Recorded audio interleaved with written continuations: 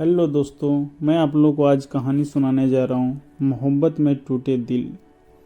नमस्ते दोस्तों, मैं राज छत्तीसगढ़ का रहने वाला हूँ। आज आज मैं आपको अपने दिल के टूटने और फिर से कभी ना जुड़ने पाने की वजह का दास्ताना सुना रहा हूँ। आज से 5 साल पहले की बात है, जब मैं 12वीं में था और पार्ट टाइम जॉब करता था। मेरे ऑफिस के ठीक सामने एक आंटी का पेइंग गेस्ट था, जहां 4 से 5 लड़कियां रहती थी।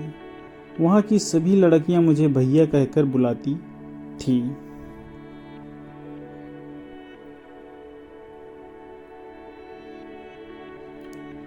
एक दिन उस घर में एक लड़की रहने आई, जिसका नाम स्नेहा था। वह पास के एक जिले की रहने वाली थी और यहाँ पीएससी की कोचिंग करने आई थी। जिस दिन मैंने उसे पहली बार देखा तो बस मेरे दिल से आवाज़ आई कि यार, इस लड़की से प्यार हुआ तो इसी से शादी करूँगा, चाहे जो भी हो जाए। धीरे धीरे वह मेरी फ्रेंड बन गई और मुझसे बात करने लगी। यह बात उसकी फ्रेंड लोगों को मालूम लग गई कि वह किसी को पसंद करती है, लेकिन मेरे बारे में कोई जान नहीं पाया। धीरे धीरे हमारा प्यार बढ़ता चला गया और इसकी जानकारी मेरे घर वालों को हुई, तो मैंने अपने घर वालों से स्नेहा को मिलवा दिया। मेरे घर वाले शादी के लिए राजी तो हो गए।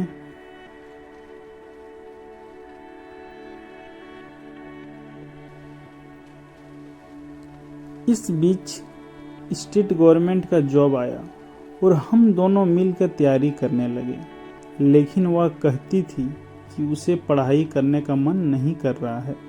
तो मैंने अपनी पढ़ाई छोड़कर उसकी तैयारी करने में जुट गया और उसका सिलेक्शन शिक्षा कर्मी के में हो गया, लेकिन मैं अपने एग्ज़ाम में फेल हो गया, जिसका मुझे दुख तो हुआ, लेकिन मैं खुश था कि उसका सिलेक्शन हो गया है।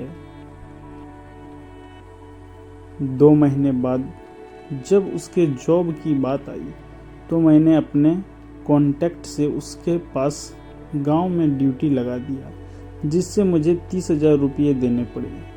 उसके जॉब करते ही हमारे रिलेशन में कमजोरी आने लगी। जिस स्कूल में पढ़ती थी वह हमारे शहर से मुश्किल से 20 किलोमीटर की दूरी पर था, जिसके लिए वह रोज बस से सफर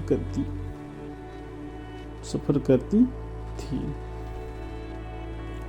इसके लिए मैंने बस ट्रेवल वाले से मासिक किराया फिक्स किया। बस के हर लोग मुझे जानते थे, इसलिए मैं टेंशन फ्री था, क्योंकि मैं प्रेस रिपोर्टर्स का जॉब करता था तो सब मुझे जानते थे। कुछ दिन जॉब करने के बाद वह मुझसे बोली कि मैं रोज रोज बस में सफ़र नहीं कर सकती और मैंने स्कूल के पास में एक घर रेंट पर देखा है, मैं वहाँ रहने जा रही हूँ। ये बात जब लड़की ने बोली तो मैंने उससे कहा कि यह बात मुझे पहले क्यों नहीं बताई। तो उसने कहा कि नहीं बताई, अब बता रही हूँ, और वह वहाँ रहने चली गई। तभी स्नेहा के घर वालों ने हमारी शादी के लिए मना कर दिया। उन्होंने कहा कि वे अपनी बेटी की शादी किसी और से करेंगे। यह सुनकर मेरा दिल टूट गया। मैंने स्नेहा से बात की, लेकिन वह अपने घर वालों के खिलाफ नहीं जा सकी।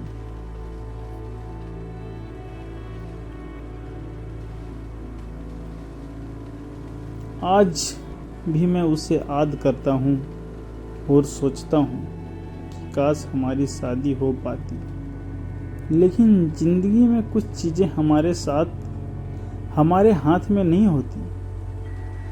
वहाँ जाने के बाद तो स्नेहा मुझे कॉल तक नहीं करती थी। वह अगर करती थी तो 1-2 दिन के बाद करती थी, और जब कभी मैं कॉल करके पूछता तो वह बहाना बना देती कि कोई आ रहा है, यह मकान मालिक है। कुछ भी कह देती थी। इस बीच मेरे चाचा जी की शादी हुई तो उन्हें बुलाया गया। मेरी तो रिलेशन वालों ने सभी कहा कि अब राज भी अच्छी जगह सेटल हो गया है और यह भी जॉब करता है, तो अब दोनों की शादी करा दो। शादी का नाम सुनते ही स्नेहा ने कहा कि मैं अभी शादी नहीं करना चाहती। तो मैंने कहा ठीक है, अगले साल कर लेंगे।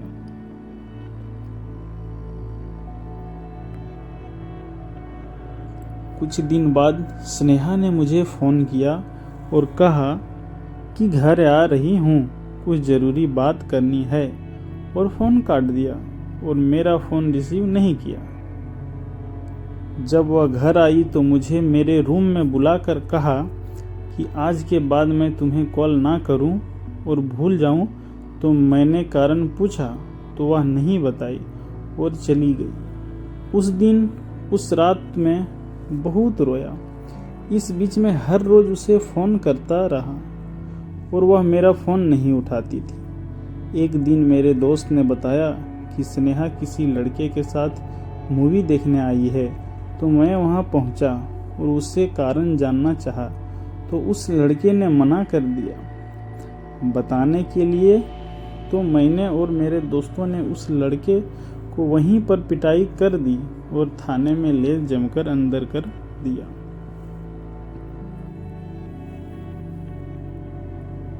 और स्नेहा ने से पूछा तो उसने फिर भी कुछ नहीं बताया और मुझे परिवार की कसम देकर उसे थाने से छुड़ाने को कहा और मेरे परिवार में बता दिया तो मजबूरी में मुझे उसे छोड़ना पड़ा।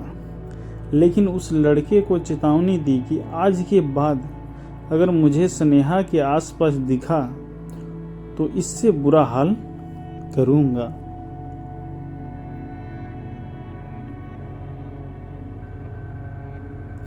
इधर एक दिन मैंने अपने दोस्त के सेल से स्नेहा को कॉल किया और उसे मिलने के लिए बुलाया। जब वह मिलने के लिए आई तो मैंने कहा कि अगर तुम उस लड़के को पसंद करती हो तो मुझे बता दिया होता, मैं कुछ नहीं करता। और अगर तुम उस लड़के को चाहती हो तो आज के बाद मैं ना तुम्हें फ़ोन करूँगा और ना ही मिलूँगा, कहकर वहाँ से चला गया। कुछ दिनों में मुझे अपने ऑफिस से एक न्यूज़ के लिए कलेक्टर साहब के साथ उसके स्कूल गया तो वह मुझे देखकर डर गई, लेकिन मैंने उसकी तरफ ना देखा और ना ही उससे बात की। मगर उसके स्कूल का स्टाफ मुझे जानता था तो सभी लोग ने मुझसे बात की। इसी बीच उसके स्कूल में उसकी एक फ्रेंड थी जो हम दोनों के बारे में जानती थी। उसने मुझसे बात की और कहा कि मुझसे बात करनी है, तो मैंने उसे अपना नंबर दिया और कहा कि कभी भी फ़ोन कर लें। जब उसने मुझे फ़ोन किया तो मैंने पूछा कि आप कौन? तो उसने कहा कि मैं बरखा, स्नेहा की फ्रेंड। तो मैं अनजान बनकर बात नहीं करने की बात कहकर कॉल काट दिया।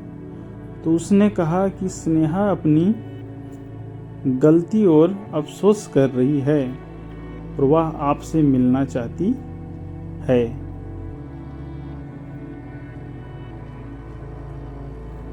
तो मैंने ठीक है कहकर उसे रविवार को मिलने के लिए मॉल में बुलाया और मिलने के लिए गया। रविवार को जब स्नेहा और बरखा मुझसे मिलने के लिए आई तो स्नेहा मुझसे सॉरी कहकर रोने लगी और मेरे बिना जी पाने की बात कह रही थी। मैं उसके प्यार में इतना पागल था कि मैं नहीं जानता था कि वह मुझसे मजाक करने के लिए और अपने काम निकलवाने के लिए दोबारा प्यार का नाटक करेगी। एक हफ्ते बाद स्नेहा ने मुझे बताया कि उसका ट्रांसफ़र किसी दूसरे ज़िले में किया जा रहा है। तो मैंने अपनी सेटिंग के बल पर उसका ट्रांसफ़र रुकवा दिया। इस बीच मैंने स्नेहा से कहा कि अब हम शादी कर लेते हैं, तो उसने 1 महीने का समय मांगा और कहा कि उसके बाद शादी करेंगे। तो मैंने कहा ठीक है, 1 महीना तक हम दोनों की बातचीत होती रही।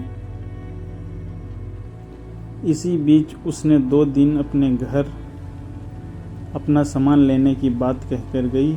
उसकी बात जब वहाँ से वापस आई तो मैंने उसे फ़ोन लगाया, तो उसने पहले मेरा कॉल नहीं उठाया और फिर मैंने दोबारा कॉल लगाया तो उसने फ़ोन उठाया और बात की।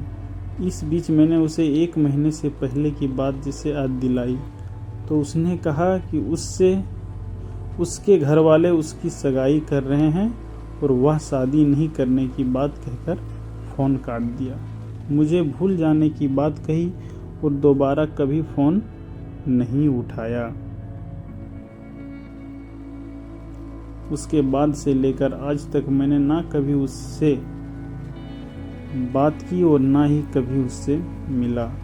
हाँ, लेकिन इस बीच में 3 बार अपने आप को मार डालने की कोशिश की, जिससे आज यह हालत है कि मैं अपने घर से दूर रह रहा हूँ, क्योंकि मैं अपने घर जाता हूँ तो मुझे उसकी याद आती है। इसलिए आज मैं अपना घर, परिवार, शहर, दोस्त, यार सब कुछ छोड़कर, सबको भूलकर दूसरे शहर में जॉब कर रहा हूँ। दोस्तों, आप लोग यह पढ़ने के बाद यही सोच रहे होंगे कि मैंने उसे इतनी आसानी से यह सब करने दिया और मैं कुछ भी नहीं किया। तो एक बात बता दूं, मैं वो बंदा हूँ जिसने कभी भी कोई काम चोरी छुपे नहीं किया। जब प्यार किया तो सबके सामने और अपने घर वालों को बताया भी और मिलाया भी।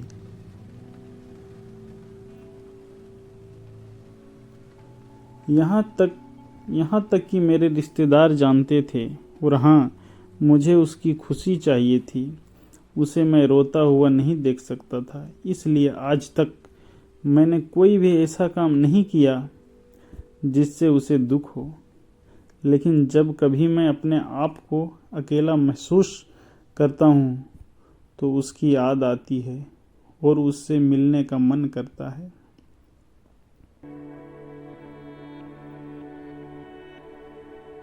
आज मेरे पास सब कुछ है।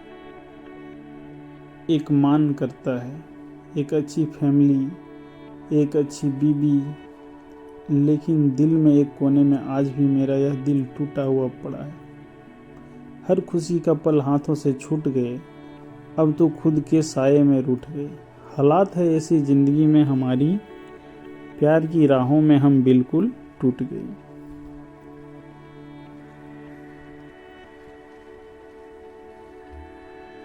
मेरे दिल की गहराई में अभी भी वह दर्द बसा हुआ है जो समय के साथ धुंधला हो गया है, लेकिन अभी भी महसूस होता है। मैंने जिंदगी में सब कुछ हासिल किया है, लेकिन उसका प्यार भूल नहीं पाया जो मेरे दिल का हिस्सा था। काश वह मेरे साथ होती, मेरा दिल की खुशी लौट आती, लेकिन अब वह सिर्फ मेरी यादों में है और मैं अपने जीवन को जी रहा हूँ, लेकिन उस प्यार की कमी के साथ। तो दोस्तों, कैसी लगी स्टोरी हमें ज़रूर बताएं और भी ऐसे कहानी सुनने के लिए हमारे चैनल को सब्सक्राइब करें और कमेंट करें।